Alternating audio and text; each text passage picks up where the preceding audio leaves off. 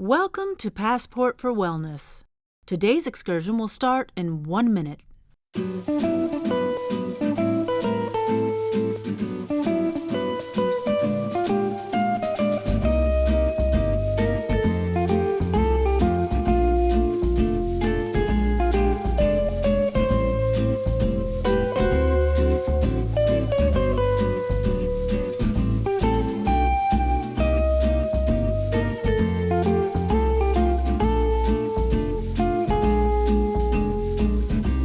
Enjoy the sights and sounds of today's Passport for Wellness destination.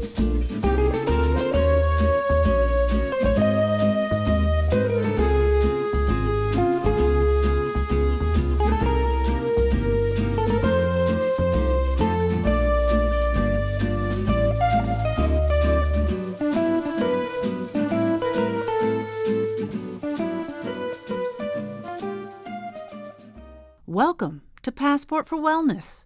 Today's excursion starts now.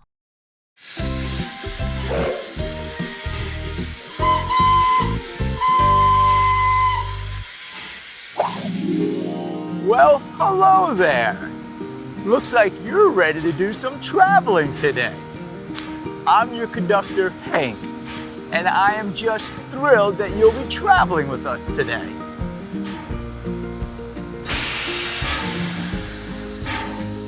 Before we get started, make sure you have enough space around you so you can move freely without bumping into another traveler. That also means having your own chair to sit in when needed, as well as the person's chair in front of you to use for balance when standing. Make sure you have enough space to walk in place and to stretch your arms out wide and move from side to side. If you plan on sitting throughout our excursion, make sure you have enough space to move your legs and to stretch out your arms and can move from side to side. Just follow along with what you see on the screen at a comfortable pace. If you're sitting, make sure you follow along with what you see in this special box. Be sure to slow down or stop at any point if you feel lightheaded or dizzy. Only participate if you feel confident and comfortable moving your body throughout our travels. So, where are we headed today?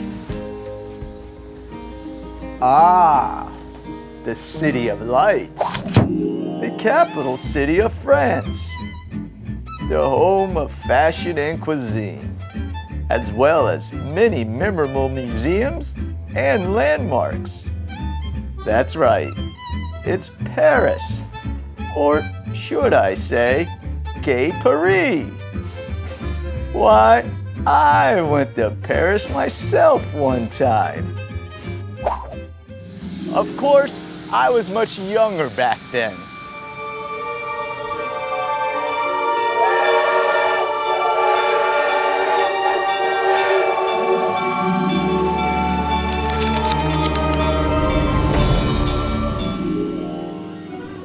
Thanks for joining me today.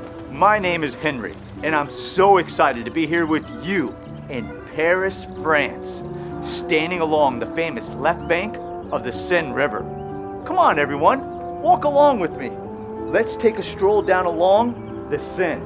Just walk in place with me, or keep your legs moving while staying in your seat. Move your arms like I am as well. That's the spirit. The left bank of the Seine River, or La Rive Gauche, was home to many famous artists, writers, and philosophers. Some you might know, like Matisse, Picasso, Hemingway, Gertrude Stein, and F. Scott Fitzgerald. Today, it's still a gathering place for artists and thinkers, as well as for tourists and travelers like us. It's also a good place to come across a mime artist. That's actors and performers who use pantomime and act out scenes without talking. In fact, the word mime comes from the Greek word mimos, meaning imitator or actor. Hey, maybe we could try to be a mime. Stop for a second. Okay, let's swing our arms like we're doing the backstroke. If you're sitting, you can kick your legs too. That's it. You catch on fast. We can also push our arms out in front and do the breaststroke. This makes me think of an old swimming hole I would go to as a kid. What was your favorite swimming spot? Being a mime means helping people guess what you are acting out also. Like this, see if you can guess who I am.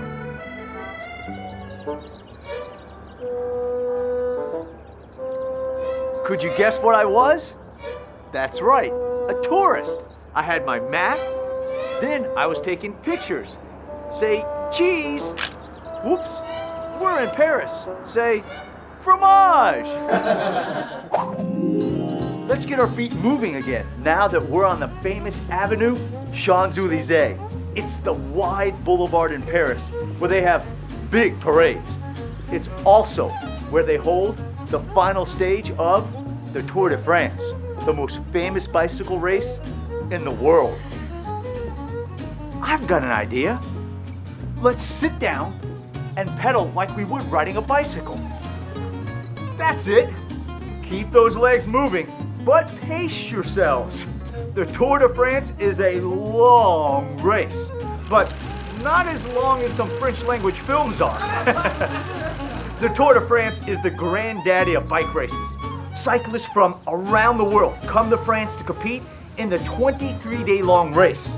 While the course varies each year, it's always over 2,000 miles long, and it always ends with a sprint down this very street in Paris on the last day. Hey, ready for a little challenge? Let's pedal like it's the end of the race. They call that a sprint. So let's pick up the pace for those who want to sprint to the finish line. Oh, it's neck and neck. Keep pedaling, and you did it. Great job. Woo! Let's just coast for a while. Feet up though. There you go. I haven't pedaled that hard in a long time. How about you? Where do you remember pedaling your bike really fast? Maybe it was on the way home from school, racing with your friends. Boy, that's always fun. Okay, let's start walking again. We've got a big city to see today. Did you know that the Champs-Élysées runs past a famous monument called the Arc de Triomphe? It's a monument that honors all the people who fought and died for France in the French Revolution and the Napoleonic Wars. Okay, here's a quick quiz, and keep moving if you're feeling good. Which was first, the American Revolution or the French Revolution? Okay, do you know? If not, just take a guess. The answer is the American Revolution. The French Revolution was some 20 years later. So here we are at the Arc de Triomphe. It is so big that after the victory parade in Paris to celebrate the end of World War I, a pilot flew his biplane right through the arch. Seriously, he really did. I know that seems like that would be impossible until you realize that the arch is over 150 feet tall. That's as high as a 15-story building. Okay, it's now time to march. Let's get those knees up, just like we are really marching.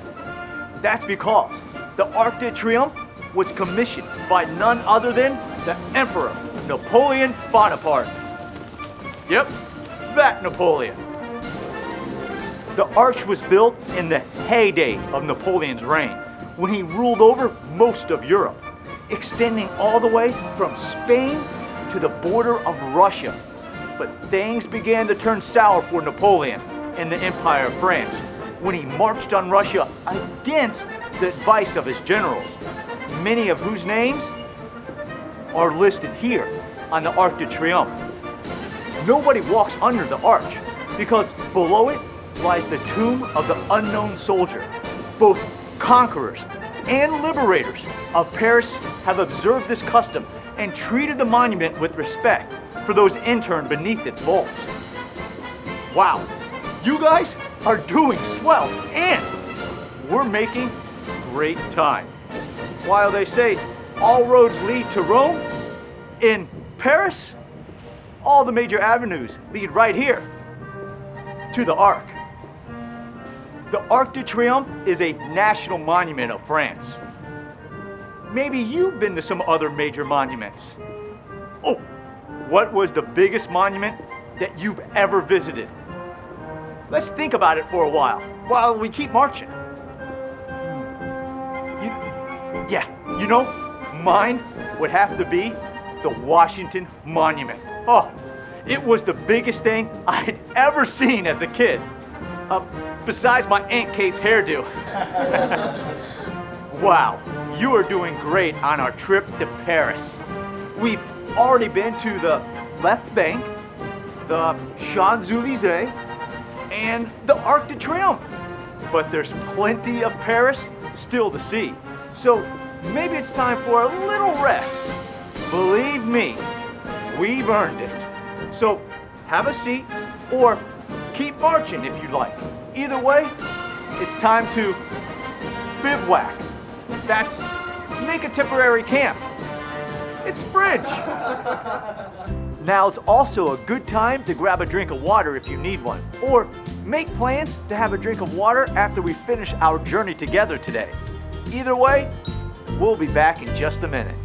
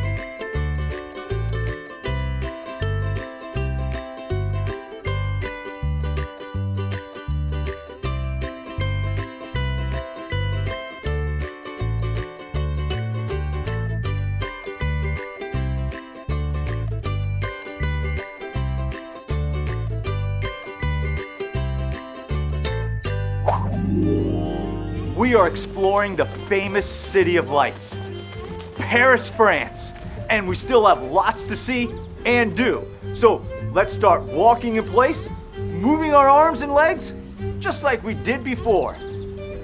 Right now, we're in front of the great cathedral of Notre Dame in Paris, one of the finest examples of French Gothic architecture, and one of the largest and well-known church buildings in the entire world.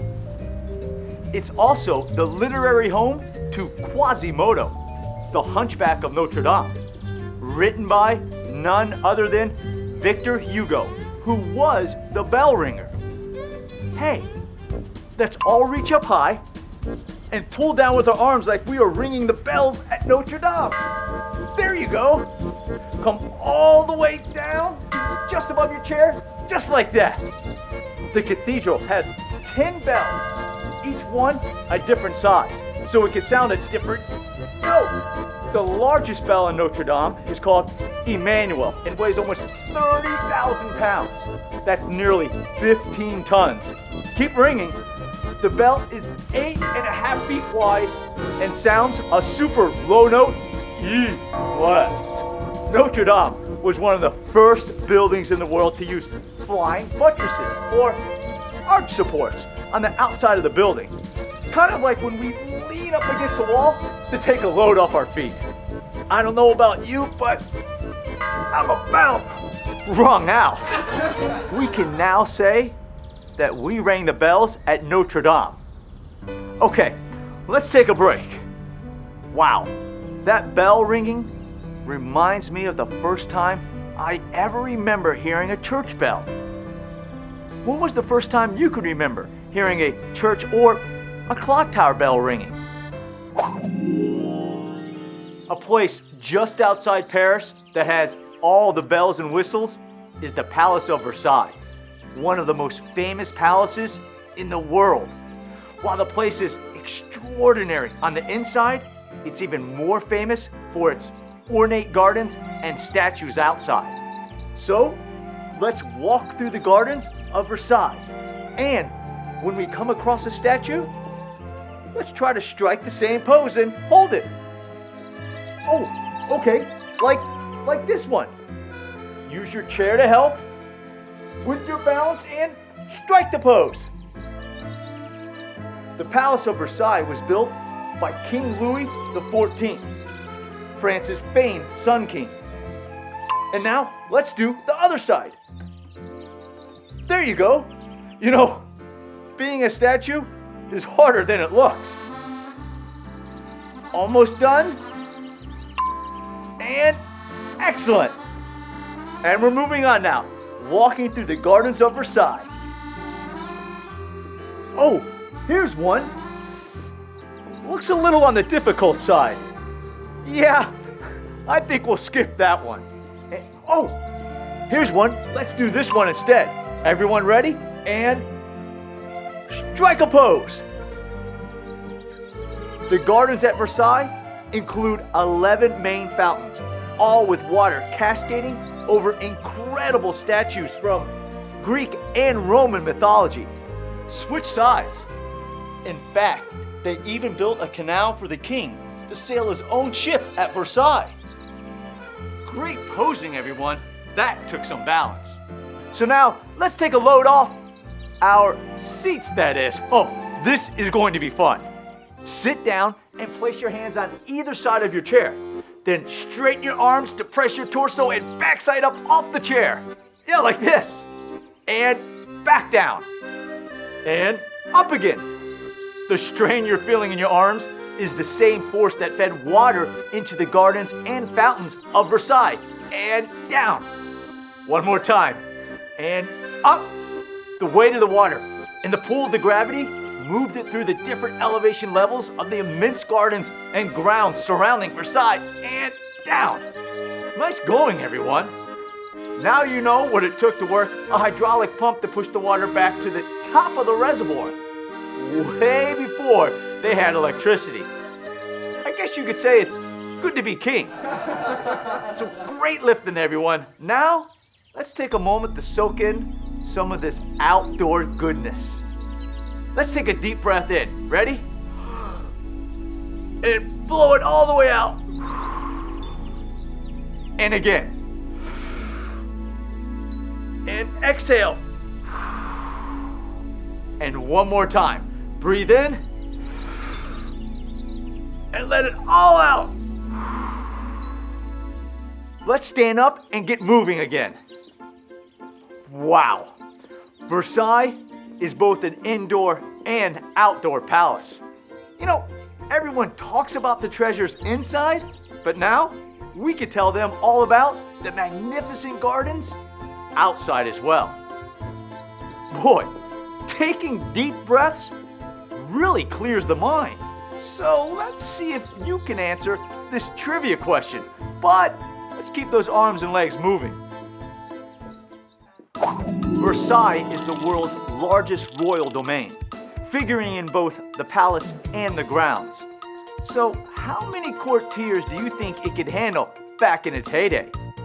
2,000, 4,000, or 6,000? Believe it or not, during the reign of Louis XIV, the Sun King, Versailles could accommodate up to 6,000 courtiers. Okay, now we're back in the heart of Paris again. And it's time to get those feet and arms moving. Excellent! We've been exploring Paris for a while now. But I feel like there's one last famous landmark we have yet to see. It's tall, made of metal, and people can go up inside all the way to the top. It sure isn't Eiffel. Yes, it's the Eiffel Tower. Are you ready to go check it out? Of course you are. Let's go. The Eiffel Tower is over 125 years old and stands over 8,000 feet tall. Sounds like my second grade teacher. Hey, let's climb the stairs of the Eiffel Tower. Ready? Let's get started. Start lifting those knees up like we're marching to climb up those stairs. That's it. The Eiffel Tower has 3 levels. You could take an elevator or climb 300 stairs to the first 2 levels. You get to the 3rd level, the observation platform, by taking the elevator. Woo! Here we go to that 2nd flight of stairs. Keep climbing up those steps. You see, the tower also has 2 restaurants, one on each of the lower levels. Keep climbing up those stairs. It may feel like a lot, but it is so worth it when you get up to the top. And most of all, you deserve to see this. You've earned it. Okay, just one more level to go. It's all the way up to the top observation level. But this one is by elevator. So let's keep our feet moving while we rise up over the City of Light. You know, they call Paris the City of Light because of its leading role during the Age of Enlightenment. Keep those legs moving. And because it's one of the first European cities to use gas lamp streetlights way back in the late 1800s. We're almost there. Keep your feet moving. And the elevator has arrived at the top of the Eiffel Tower. Great job, everyone. Okay, no more steps, but let's stand in place and hold on to the back of the chair in front of you, just like this railing, so we can raise up on our toes to see the city over the people in front of us. Wow, look at that view. And back down flat on our feet. We are over 1,000 feet up in the air and up on our toes again and looking out over Paris, France. The beautiful City of Light, and back down. Nice going. You guys are super. Back where we started. Walk with me. I don't know about you, but after all this, I've worked up a pretty good appetite. Good thing we're in Paris. Showcase of gourmet cooking. But I'll pass on the escargot. That's French for something I'm not eating. This has been great walking around Paris with you. I knew we'd make a great memory. Let's do it again soon. Until then, as they say in the movies, we'll always have Paris.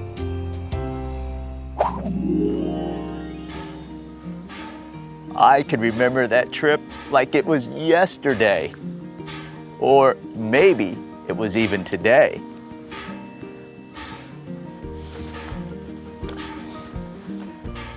When I'm traveling, I like to stretch the muscles that I've used once our journey is done. If you're standing, have a seat. Let's first lace our fingers together and push your arms out forward in front of you. Oh, boy, that feels good. Next, let's lift our left knee up and pull it towards you. Excellent. Now let's do the same with our right knee. There you go.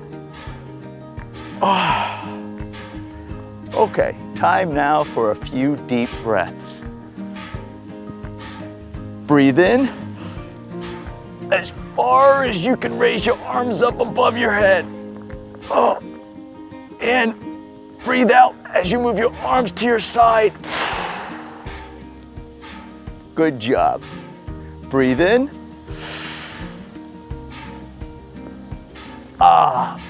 Paris. Strolling along the left bank of the Seine. And exhale. Biking down the Champs-Élysées like in the Tour de France and visiting the Arc de Triomphe. One more time, breathe in. Hearing the bells ring at Notre Dame and seeing the incredible gardens of Versailles and let it all out. Then finishing up by climbing to the top of the Eiffel Tower. What a view. Taking a fanciful journey like that today reminds me of all kinds of things.